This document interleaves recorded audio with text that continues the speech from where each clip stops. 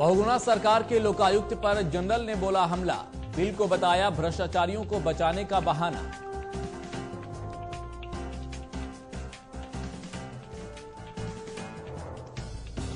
सड़क निर्माण और खनन पर फंसे पेच को सुलझाने की कवायद में उत्तराखंड सरकार।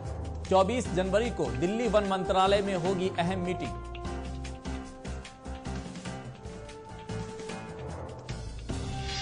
चुनाव से पहले विकास को लेकर संजीदगी दिखाने की कोशिशों में जुटी सरकार। 29 जनवरी से अपने अपने जिलों का दौरा करेंगे प्रभारी मंत्री, सीएम भी करेंगे सड़क से सफर।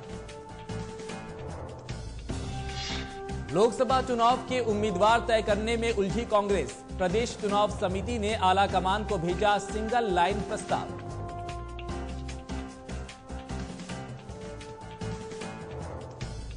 और भगवानपुर में दवाई बनाने वाली कंपनी में लगी भीषण आग बुझाने में लगी दमकल की 8 गाड़ियां। घंटों मशक्कत के बाद भी नहीं पाया जा सका है आग पर काबू।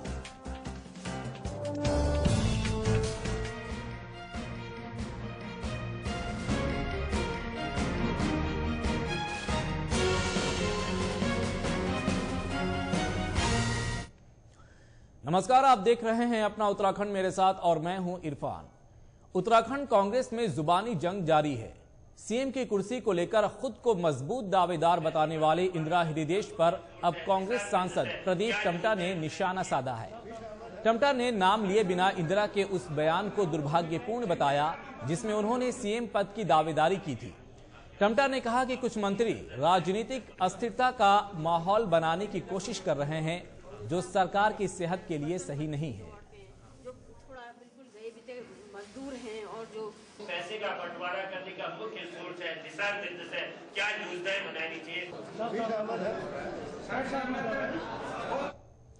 प्रदीप टम्टा ने यह भी कहा कि मुख्यमंत्री कौन बनेगा इसका फैसला आलाकमान को करना है, लेकिन मौजूदा वक्त में कांग्रेस के सामने सबसे बड़ी चुनौती 2014 का चुनाव है, जिसे जीतने के लिए एकजुटता बनाए रखना बेहद जरूरी है। ये हमारा संज्ञा, ये हमारा विषय नहीं है। ये तो हमारे कांग्रेस राष्ट्रीय नेतृत्व का काम है कि किस मुख्यमंत्री पर कब तक उनका आशीर्वाद रहता है, ये उनका अपना देश है। हमारे सामने चुनौती है कि हम लोग 2014 के चुनाव में एकजुट होकर के जा रहे हैं। उत्तराखंड में लोकायुक्त बिल भले ही विधानसभा में पास हो गया हो, मगर इसे लेकर सियासी हलचल थमने का नाम नहीं ले रही है। कांग्रेस अपने लोकायुक्त की खूबियां गिना रही है और विपक्ष के लोकायुक्त की खामियां। वहीं विपक्ष ने इस मुद्दे पर भी सरकार की नीति और नियत दोनों पर सवाल उठाए हैं। उत्तराखंड पहला राज्य बना है जिसने संसद द्वारा पारित लोकपाल की तर्ज पर लोकायुक्त कानून बनाया। ये एक धोखाधड़ी का ऐसा उदाहरण है जो कि कम देखने को मिलता है। लड़ाई पुरानी है, लड़ाई की वजह भी पुरानी है, लेकिन लड़ाई का अंदाज नया है। उत्तराखंड विधानसभा में लोकायुक्त बिल पारित कराने के बाद समूची कांग्रेस वाहवाही लूटने में लगी है, जबकि विरोधी बीजेपी नए लोकायुक्त को भ्रष्टाचार को खत्म करने की बजाय भ्रष्टाचार को बढ़ावा देने वाला बिल बताकर बरस रही है। बहुगुणा सरकार ने खंडूरी सरकार का लोकायुक्त खारिज किया है, लिहाजा खुद खंडूरी भी बहुगुणा सरकार के खिलाफ मोर्चा खोल चुके हैं। लेकिन अक्सर खेमों में बटी रहने वाली कांग्रेस लोकायुक्त के बहाने एकजुटता दिखाने की कोशिश में है। इसीलिए विरोधी कैंप के माने जाने वाले नेता खंडूरी शासन के लोकायुक्त की खामियां गिना रहे हैं। जो 2011 में उत्तराखंड का कानून बना था लोकायुक्त का, वो भ्रष्टाचार को कम करने के लिए, खत्म करने के लिए बनाया गया था। 2014 में जो कांग्रेस सरकार ने अभी एक लोकायुक्त बनाया है, पुराने को निरस्त किया है, ये बिल भ्रष्टाचार को बचाने के लिए, भ्रष्टाचारी में संरक्षण देने के लिए और इसलिए बनाया गया है। और इसका उद्देश्य भ्रष्टाचार खत्म करना नहीं है, भ्रष्टाचार को संरक्षण देना है। प्रदेश की सरकार ने लोकायुक्त बिल पास कर दिया है। जहाँ तक भारतीय जनता पार्टी का वो विरोध है, लाजमी है। उनका बिल, पुराना बिल बहुत ही ऐसा लचर बिल था जिसमें मुख्यमंत्री तो क्या, विधायक के खिलाफ भी कोई कार्रवाई नहीं की जा सकती थी। उस पुराने खंडूरी के बिल में 2 तरह के वर्ग थे। एक तरफ थे कर्मचारी अधिकारीगण जिनको आप चर्चा सूली पे चढ़ा दो, जिनके खिलाफ कभी भी कार्रवाई कर सकते थे लोकायुक्त, और दूसरी तरफ जो राजनीतिक नेता थे जिनके ऊपर आरोप लगता, संरक्षण देता, उनको बचाने की पूरी थी। खामियां गिनाने और खूबियां बताने का सिलसिला दोनों तरफ से जारी है। मौजूदा सरकार पुरानी सरकार के लोकायुक्त की खामियां उजागर कर अपने लोकायुक्त की ताकत का एहसास करा रही है, जबकि पिछला लोकायुक्त बनाने वाली खंडूरी को मौजूदा लोकायुक्त के साथ साथ राज्य की सरकार की नीयत में भी खामियां नजर आती है। यदि लोकायुक्त कोई सिफारिश करता है और सरकार उससे सहमत नहीं है तो विधानसभा में आएगा, विधानसभा तय करेगी। इस तरह से लेजिस्लेटिव सुप्रीमेसी उसकी रखी गई है। सबऑर्डिनेट जुडिशरी को इसमें बिल्कुल नहीं रखा गया है, सबऑर्डिनेट जुडिशरी से बाहर है, और 7 वर्ष का समय दिया गया है कि जो 7 वर्ष की पुरानी शिकायतें हैं उनको ये देख सकते हैं। मंशा सीधी सीधी ये है, सरकार भ्रष्टाचार को बचाना चाहती है और मंशा तो इनकी स्पष्ट है कि इन्होंने इस कानून में कहा है कि 7 साल पुराने तक केस हो सकते हैं। यानी मार्च 2014 में आप कानून बना रहे हैं और 2007 मार्च तक जो भी सरकार होगी उसके उनके लोगों को प्रयोग करे। इन्होंने उत्तराखंड जिस दिन से बना उस दिन से क्यों नहीं लगाया? पहले 5 साल में कांग्रेस सरकार थी, उनको बचाने के लिए इन्हें ऐसा कानून बनाया। तो सीधी सीधे इससे प्रमाणित होता है कि कांग्रेस की भ्रष्टाचारियों को बचाना चाहते हैं। बहुगुना सरकार पिछले 7 साल के भ्रष्टाचार की जांच के लिए अपने लोकायुक्त को बेहद सटीक बताकर जनता के बीच भ्रष्टाचार से लड़ने का संदेश देना चाहती है, जबकि इस संदेश में बीजेपी को साजिश नजर आ रही है। सवाल हर सिरे से उठ रहे हैं, लेकिन सवालों का सीधा सा जवाब किसी के पास नहीं है। इसी का नाम सियासत है और यही सियासत का सच भी होता है। यहाँ सवाल तो होते हैं पर जवाब नहीं होते। हल्द्वानी से अंकित शाह के साथ शाहीन चौधरी और नासिर हुसैन, टीवी 100 देहरादून। बदलते मौसम के बीच नेतृत्व परिवर्तन की बयार भी लगातार बह रही है।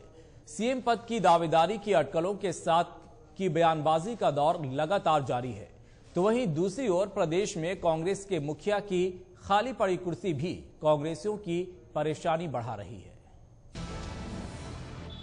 उत्तराखंड कांग्रेस में संगठन और सरकार के भीतर बदलाव को लेकर कई तरह की अटकलें चल रही हैं। दिल्ली में कांग्रेस के सम्मेलन के बाद भी अटकलों पर विराम नहीं लग सका।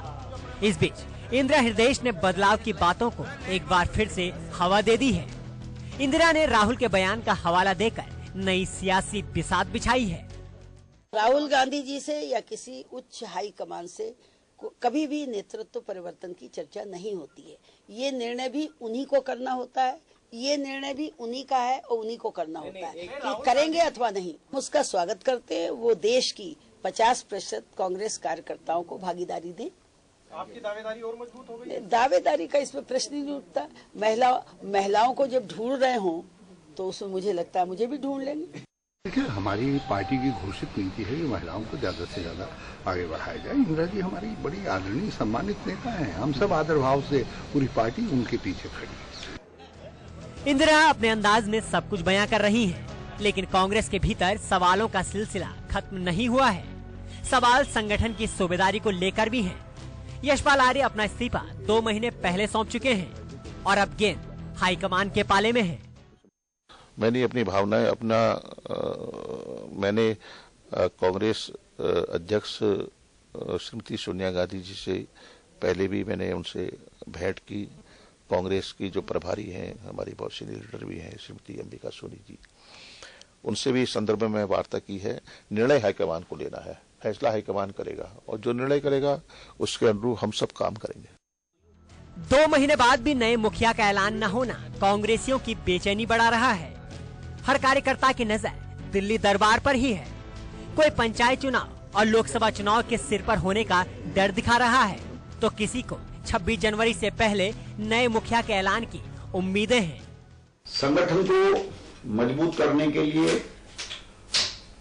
शीघ्र घोषणा होनी चाहिए और मैं समझता हूं कि हर कार्यकर्ता की निगाह दिल्ली पर है कि कब घोषणा हो जाए और निश्चित रूप से ये घोषणा जल्दी से जल्दी होगी, ये सबका विश्वास है और पार्टी हाईकमान इस विश्वास को कायम रखेगा। ऐसा भी हो सकता है कि श्री यशपाल आर्य जी को ही पार्टी कंटिन्यू करने के लिए कह दे। वैसे तो गेंद के आला कमान के पाले में वो जिसको नेतृत्व देंगे पार्टी के हम लोग अनुशासित सिपाही। मुझे लगता है कि इस बारे में फैसला 26 जनवरी से पहले आ जाएगा। कांग्रेस को प्रदेश अध्यक्ष को लेकर इतना लंबा इंतजार कभी नहीं करना पड़ा, लेकिन इस बार की देरी समझ से परे है। सवाल इस बात का उठ रहा है कि कांग्रेस में यशपाल के अलावा कोई काबिल बचा नहीं, या फिर आलाकमान को किसी पर भरोसा नहीं।